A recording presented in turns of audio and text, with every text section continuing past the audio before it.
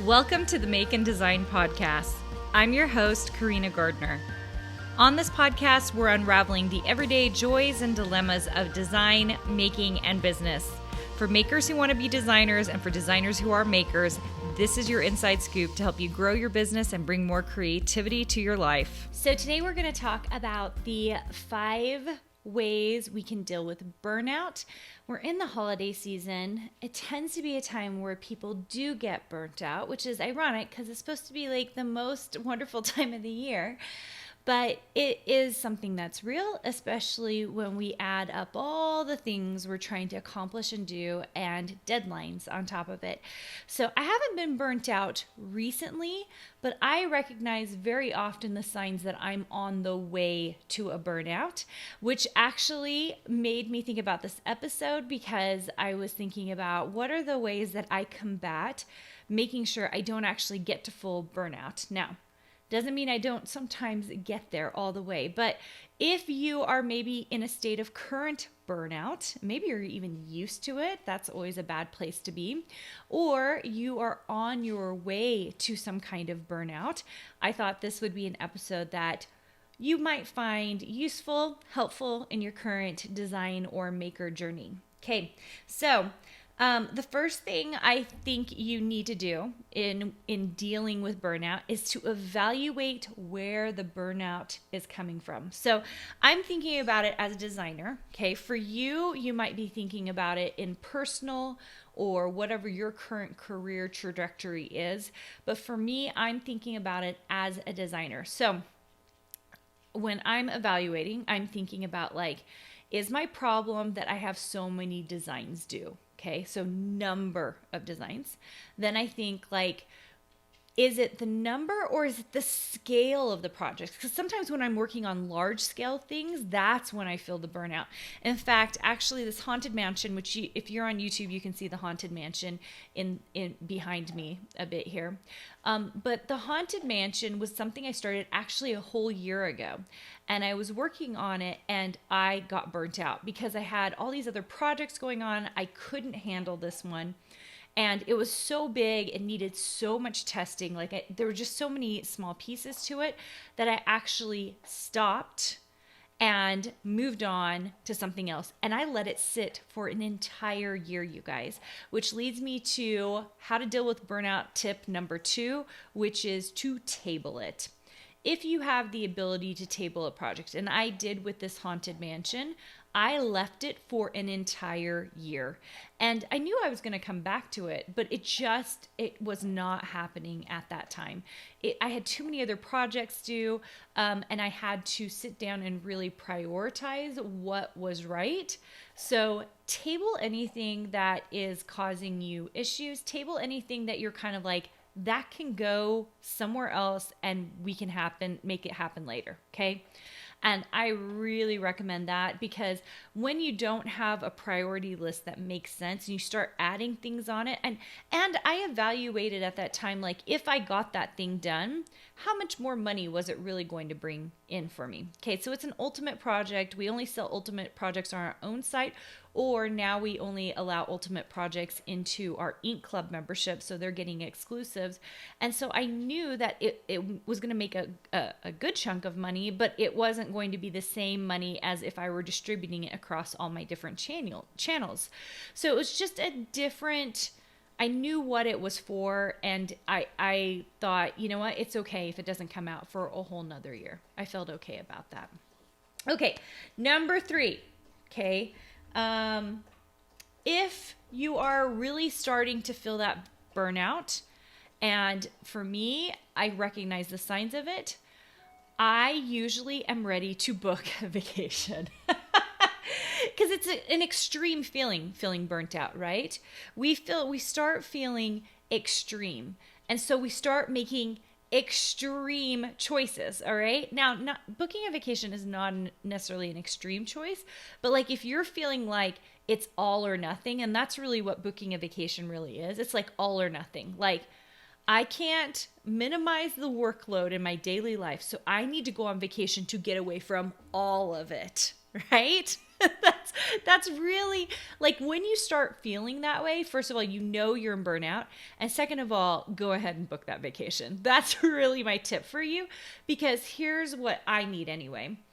If I book a vacation, whether it's in the near future or very, very far away, what it does for me is it gives me something to look forward to when I know that I can rest, okay? And if you can take a vacation closer to when the burnout's happening, the better, okay? But sometimes it actually stresses me out more because there's so much work to do and then I'm taking time off. That makes zero sense.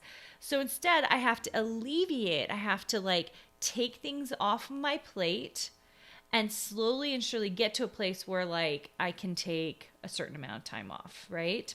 So tip number 3 is if you're feeling like a vacation, you probably ought to book one, okay? All right, number 4 is to figure out a way to clear your schedule on the weekend, okay? This is a big one for me because during the week, if I cannot get my weekly work done, I have been known to let it all stray into the weekend. So that means Saturday and Sunday, I'm picking up the pieces of everything I couldn't make happen Monday through Friday, okay? This is one of those things that like continually is a goal for me to slowly and surely move away from, to do less from, okay? So if it is something you can do, this will really help because just having even 24 hours off or 48 hours off will give you a sense of relief when you come back to the tasks at hand, okay?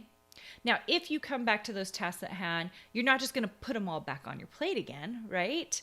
Instead, you're going to prioritize and make sure that you're paying attention to the things that actually need to be done, things that actually move the needle in your business, and all the extra stuff, it has to go away or you have to put it over. You can table it, you can put it into, I think in my mastermind, they call it a parking spot.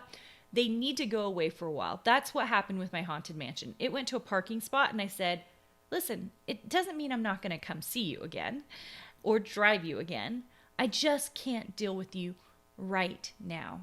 You don't move the needle in my business right now, okay? And I think that's okay. And sometimes, especially as designers or creatives, we think we got to do all the things at once. We got to be on all the social media. We got to be making all the things. And especially if you're in my Design Suite program, you know I say design is the most important thing. You should not be worrying about this, and this. Like there are so many things you should not be worrying about. Like all you should be worrying about is designing and getting the number of products that you have up high. So you have lots of them, okay? That's what moves the needle, okay? All right, number 5. Identify what created the burnout to begin with. This one's crazy because what happens is, I think this is an endless cycle. You start feeling burnt out. You get to the point where you're truly burnt out. You take a vacation or a breather or a weekend off. You kind of reprioritize. And then you start that cycle back over again, right? You start working, burnout, take a break, cycle again, okay? So how do we quit the cycle? I think we have to determine what started it to begin with, okay? And it's all individual, right? So if you are someone who tends to overbook their days, then maybe you need some time management help, okay? I have a good friend, Megan Summerall, who does time management. It's fantastic. If you are someone who isn't very good at blocking off time to work, then you've got to figure out when in the day you're going to get that work done. Maybe you have kids, maybe you're caring for parents. Like whatever it is, you've got to figure out when in your day it makes the most sense to get the work done. Because that like, unless you start figuring that out, you're always going to feel burnt out because you're chasing your goals while dealing with everything else during the day. So like you need to identify what is the thing causing the burnout. Maybe it's your own goals for yourself, okay? Maybe you need to give yourself a longer lead time. Maybe it's unrealistic goals, like unrealistic like ideals of what you can accomplish. I know oh my gosh, I am a total, I totally do this. I totally will give myself unrealistic expectations, and then I beat myself up when I can't get it done. You guys, it's just so counterproductive. And I know that, and I think you know that in your head, but we got to figure out a way to deal with it in our heart, right? So figuring out what is going on to cause the burnout to begin with, and then going out of your way to figure out how to solve that problem before the burnout even happens, right?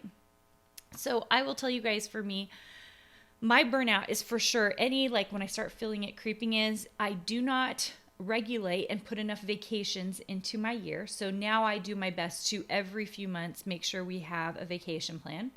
2 is I'm trying to alleviate the work that I give myself on the weekend, which means I have to alleviate the amount of work I give myself during the week, you guys. If I can't accomplish everything during the week, then I shouldn't have it in that week. I should push it off either into a parking lot or into the next week, right?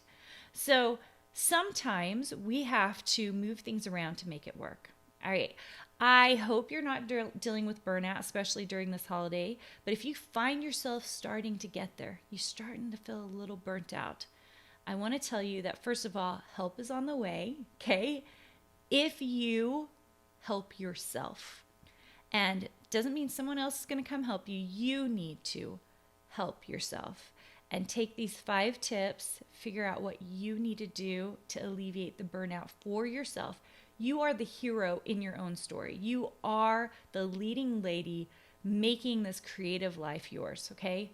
So you are also the person who can make all the solutions, make everything better, which is kind of amazing, you guys. You created the problem, but you also get to make the solutions. And that's generally how it is in life. Don't wait for someone else to solve it for you. You can solve it for yourself. Figure out what is causing the burnout. Figure out what you need to do to make that burnout go away, make it go away, and then try to figure out ways so that it doesn't happen anymore, okay? Doesn't mean that's going to be perfect, doesn't mean that you won't still have burnout once in a while. I know I certainly can tell when I'm almost there and I have to take some time off or whatever I've got to do, and it just helps get me back on track so I remember why I do what I do.